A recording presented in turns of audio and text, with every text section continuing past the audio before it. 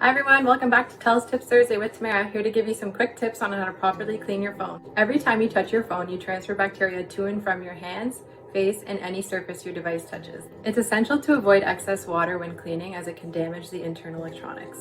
Here are some quick tips. Unplug your phone or any attachments. These should be cleaned separately. To effectively clean your device, make sure your phone case is off. This should also be cleaned separately. In a small spray bottle, mix a 1-to-1 ratio of distilled water and 70% isopropyl alcohol. Lightly spray a lint-free microfiber cloth with the mixture. Never spray your phone directly. Use the cloth to wipe the phone down front and back. You can also use a Q-tip to get the small spots.